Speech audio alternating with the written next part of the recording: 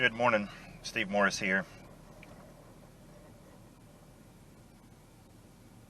Doing my regular video podcast while I drive to work. I wanted to respond to a gentleman by the name of Stan on the VA Shiva forums.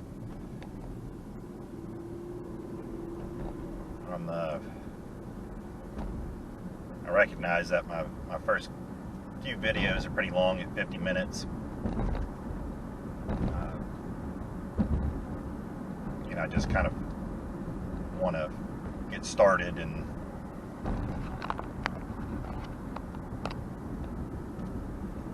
just get the feel for doing these kind of video things.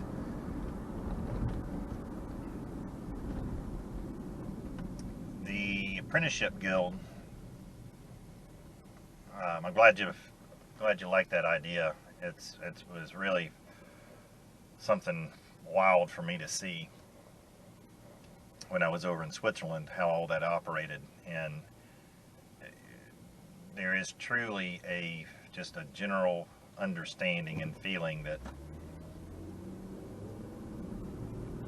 these apprenticeships lead to mastery,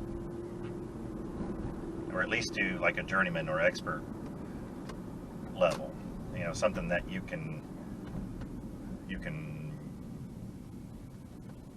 make a living on.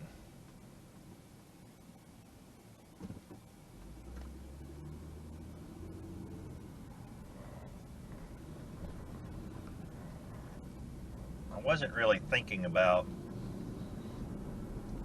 like a top-down centralized United States wide apprenticeship guild, I guess you could call it. That's what I'm calling it.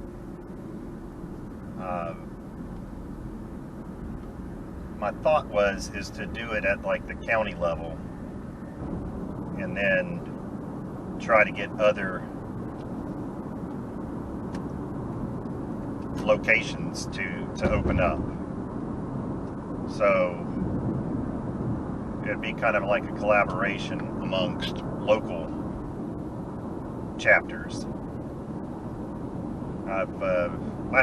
Last September, I joined a men's fitness group called F3. Stands for Fitness, Fellowship, and Faith. And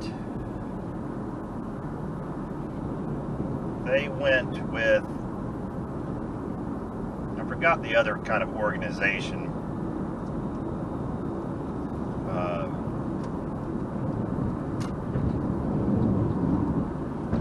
Organization type, but they were following what's called a starfish, and that is, it's if you cut up a starfish, it'll grow into however many parts that you cut it up into. So I mean, like, it's kind of wild. Not all of them, not all species, but there are a couple species of starfish that if you cut off an arm,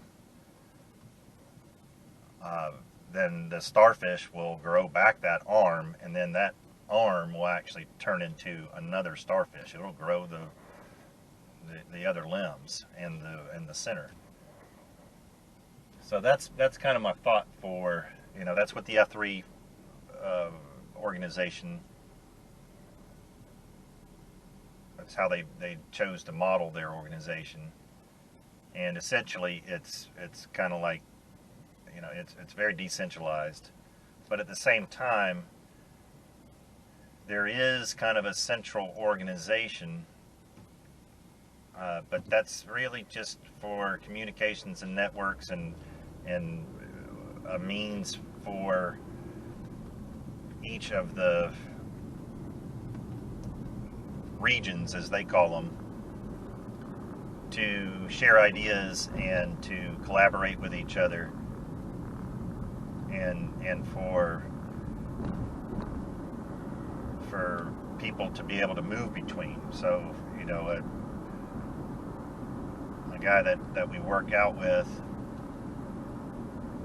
he's moving back to Ohio, and he'll, if there's not what they call an AO, area of operation, up there for a workout, I'm sure he'll start one. But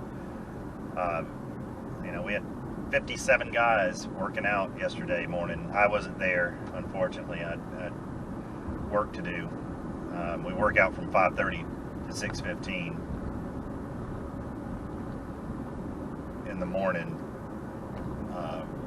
There's usually a workout every day of the week, maybe except for Sunday. I don't know if there are any Sundays. I don't work out on Sundays, but these guys, and I think the original founders of this group were ex-military, and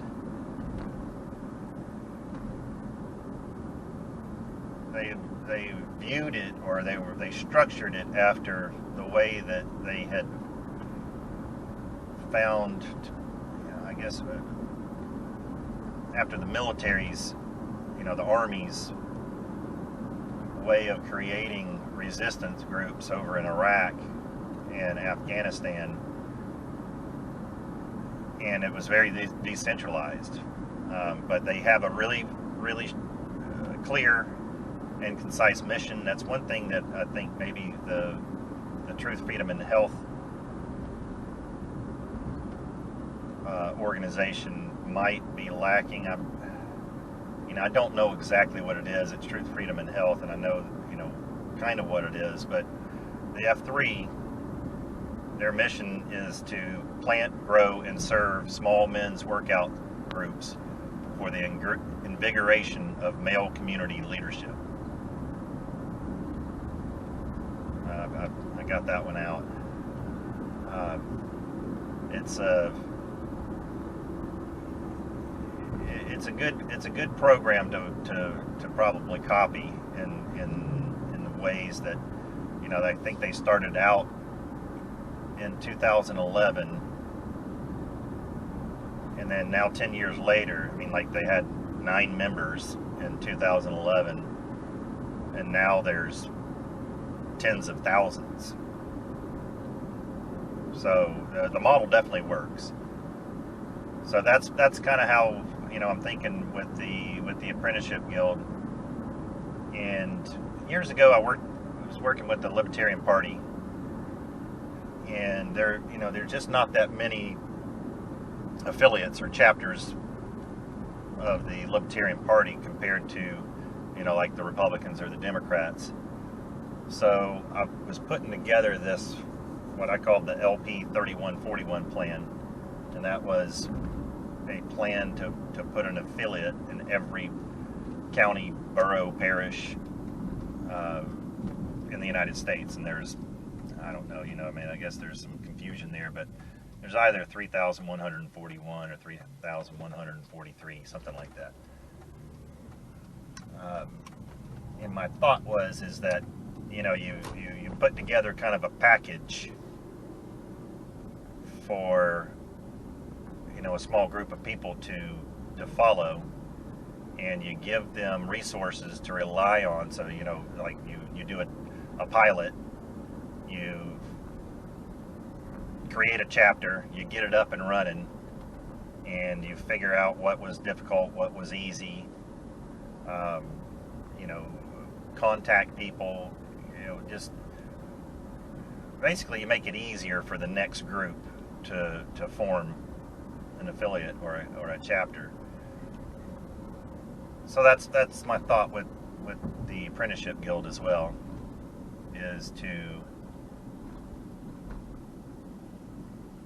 kind of set up a SOP, standard operating procedure, for launching a chapter. And with regards to how do you mesh your own kind of movement stuff with the Truth, Freedom, and Health, my thought is with the Apprenticeship Guild, at least, is making the Truth, Freedom, and Health, like warrior level, a requirement to be an apprentice.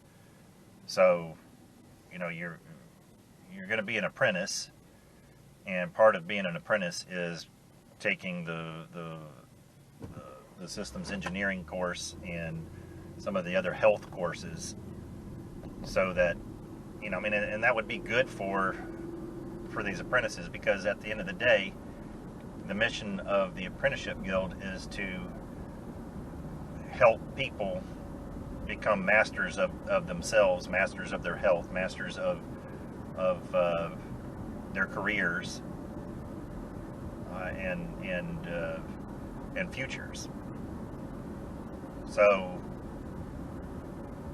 essentially, you know, I just kind of mesh the two together like that. You know, we have kind of the same goals, I think, and that would be the same thing with the F3 organization. So as an apprentice, you know, part of your apprenticeship is physical education and community service, and so F3 would take care of that end of it. And, you know, like for economics, you know, there's tons of material out there on the Mises Institute. They have, and I'm sure that they would be interested in helping out, you know, such an organization. Dr. Jordan Peterson, he's got a really, really excellent course. I mean, and it's free. I mean, he's got a paid course as well, but his personality course, you know, I think everybody should listen to it. It's really, you really learn a lot about yourself and about just personalities and how the mind works from his personality course. And there would be others, you know, so, you know, we could kind of have electives or something that you know, we'd have our core parts of the apprenticeship program, which, you know, physical education and health, systems engineering,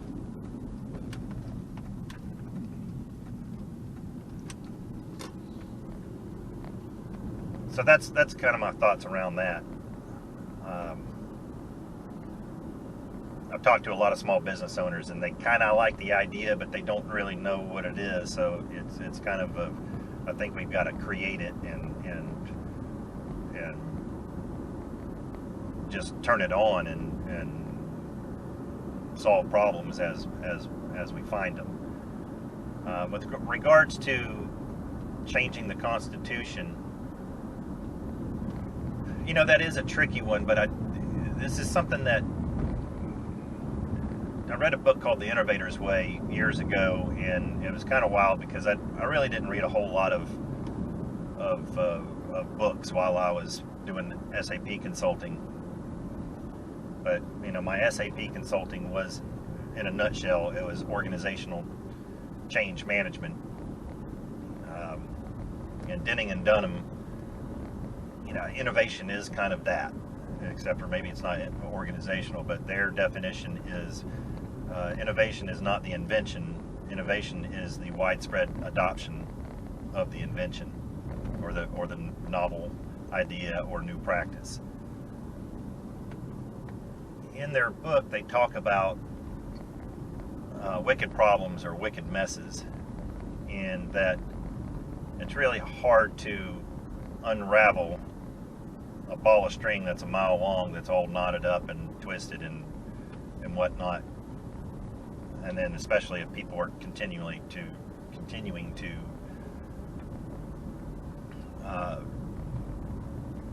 tie it into knots and try to unravel it at the same time. So when you have a wicked problem, it's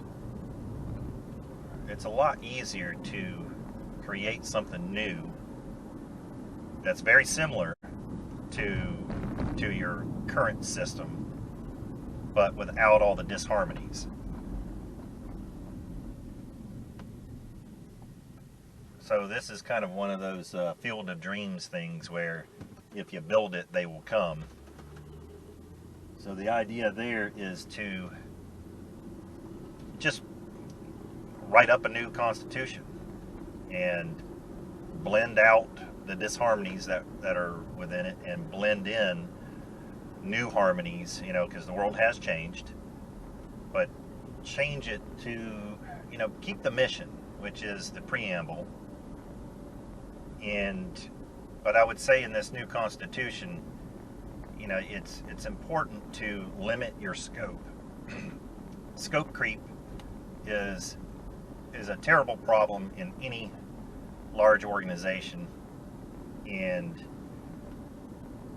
you know, a lot of times what happens is that when you allow your scope to get too broad, then the original intent of the organization or the mission gets superseded. Now, and in some cases that might be good, but in the case of a government system, I'd have to argue against that.